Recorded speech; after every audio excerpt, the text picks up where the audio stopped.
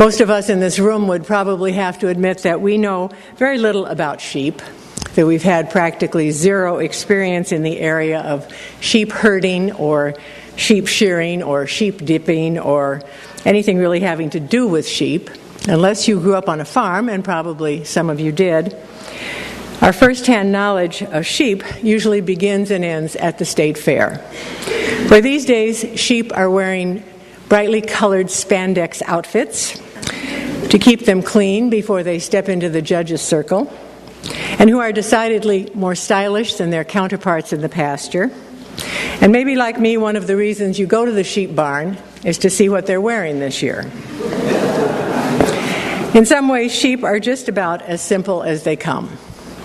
You do not, for example, gaze into the eyes of a sheep and see the wisdom of the ages. They are known to get themselves entangled in brush. They sometimes fall over cliffs. They are decidedly lacking in personal initiative. There is no such thing as an independent or self-made sheep. A sheep needs a shepherd to guide it and care for it and sometimes rescue it. As one writer put it, there is nothing sentimental about this relationship. For the sheep, it is a matter of survival. For the shepherd, a matter of economy. But let's give them a little credit. If you know anything about herding sheep, you might know that if you go behind them and try to herd them like cattle, they will just run around and stand behind you. You might be able to push cows, but you cannot push sheep. And they won't go anywhere that someone else has not already gone first, which is sensible in some sheepish kind of a way. And no wonder a good sheepdog is essential these days. And they really do know the voice of their own shepherd. I read somewhere that even today, in parts of the Middle East, there are shepherds who take their flocks out to the hills each morning to graze and bring them home at night for safety. And during the day, there might be several different flocks grazing in the same pasture. The shepherds don't worry at all about keeping them separated. When it's time to go home, the shepherds just call. Each shepherd has a special call or a whistle, and the sheep know which one is theirs. Cartoonists love sheep, and really, why not? Next to a cat, is there another animal that is easier to laugh at or laugh about? One of my favorite sheep cartoons is a picture of a man standing in a field surrounded by sheep. He's wearing a suit and tie and carrying a briefcase, and he's talking to the flock, who are listening intently, or appear to be listening intently, as sheep often do, even though they're probably hearing wah, wah, wah, wah, wah, wah, wah, wah, or ba, ba, ba, ba.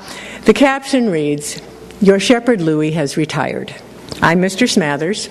I will be your grazing resource coordinator and flock welfare and security manager." Sheep are smart enough to know that they don't need a grazing coordinator or a flock welfare and security manager.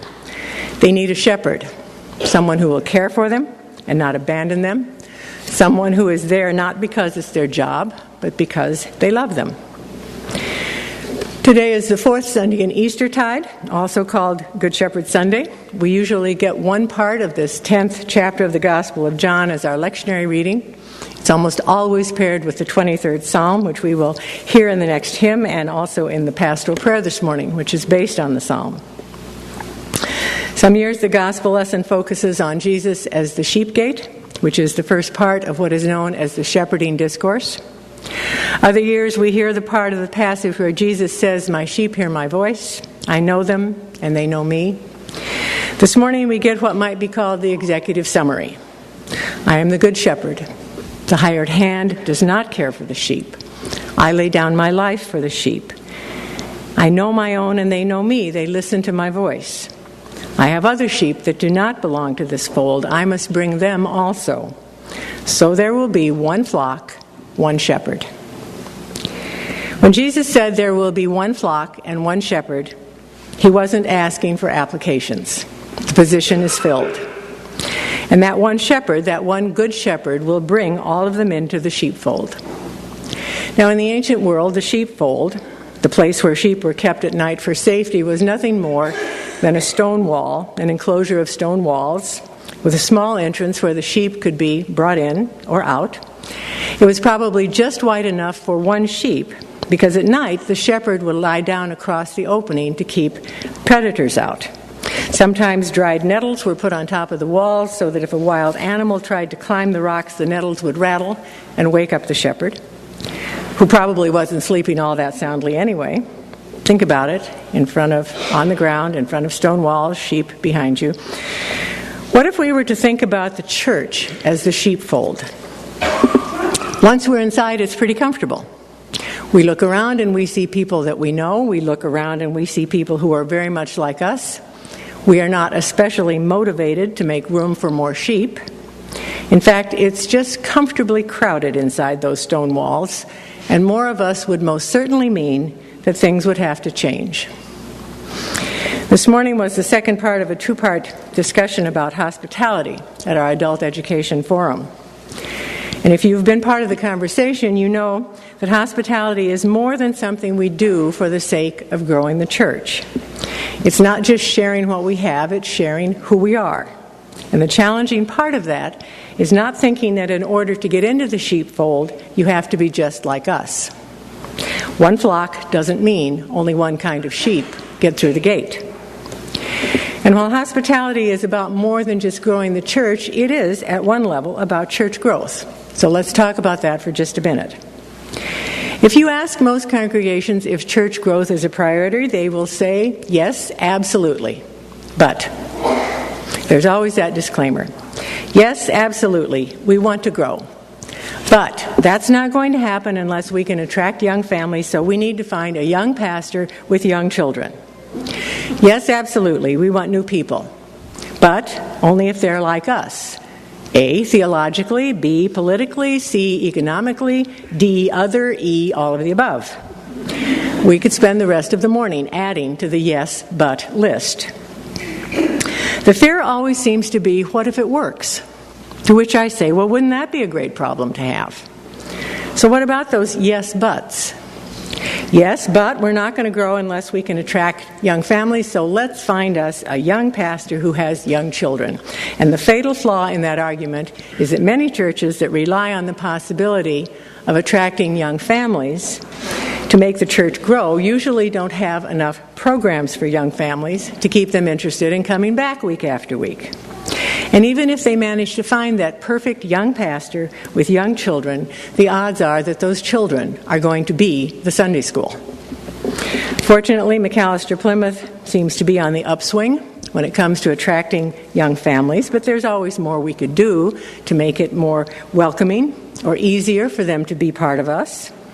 For example, offering childcare at all events, including evening meetings.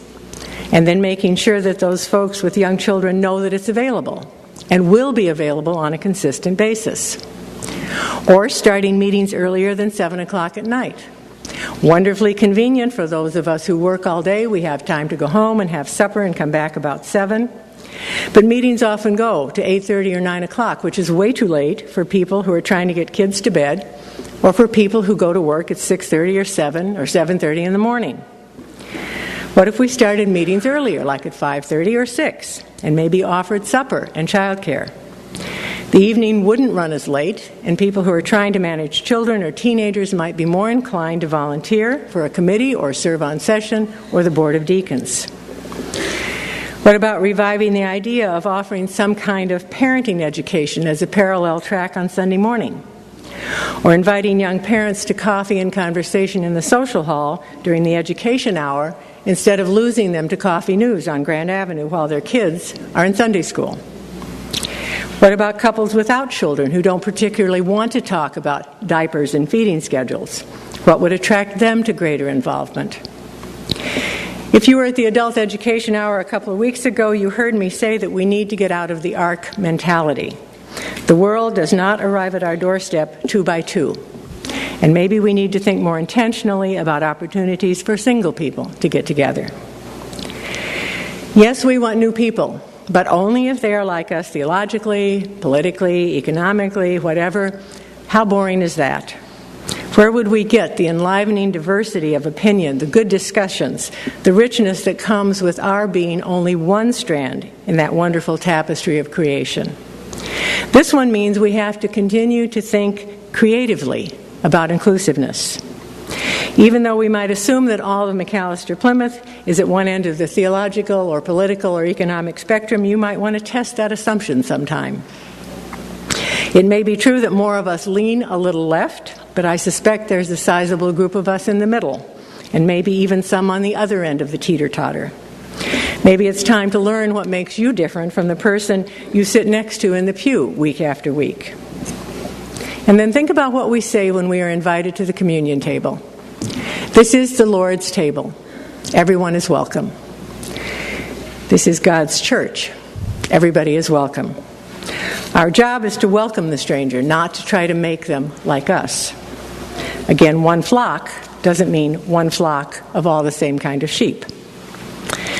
Church growth studies are all in agreement that a very high percentage of people, upwards of 70%, join a church because someone invited them. In a week or so, you will begin to get the results of the congregational survey that we took earlier. There was a question that said, how many of you have invited at least one person to worship in the last year?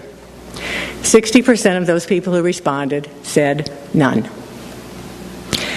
Someone personally extended an invitation to worship, to a community event happening at the church, to an adult education presentation, to a book group, the women's retreat, to the all-church supper.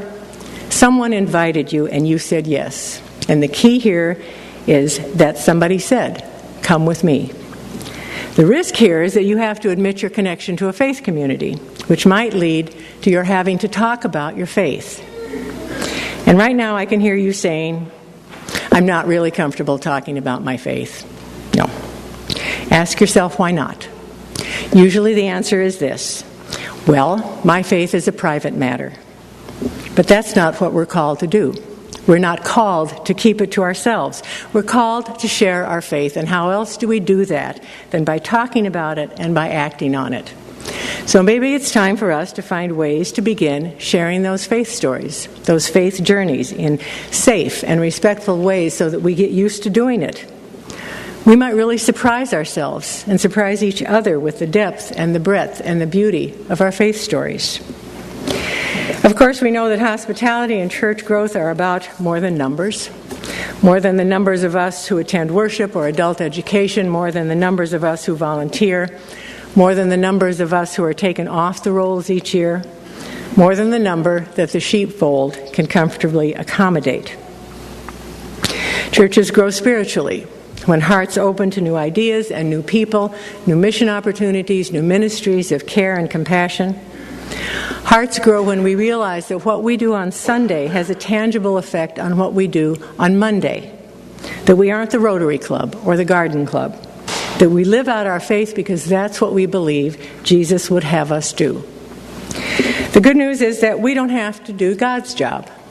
One flock, one shepherd.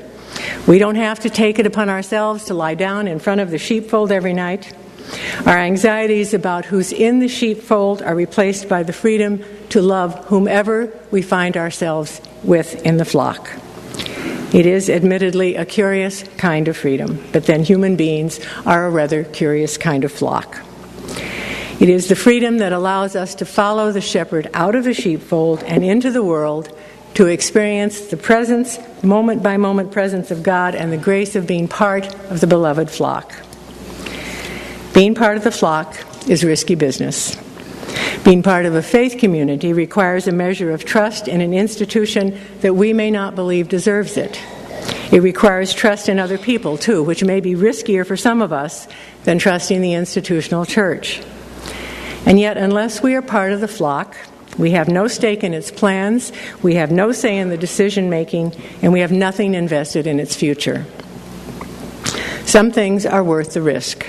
It's our job as shepherds to create a safe place, to take our cues from the one good shepherd who provides green pastures and still waters, to invite others to the table and be gracious hosts. It's our job as sheep to open ourselves to the possibilities that come with trusting the one who leads us, to respond to the voice of the one who knows us and loves us and wants us to have life and to have it abundantly. Thanks be to God. Amen.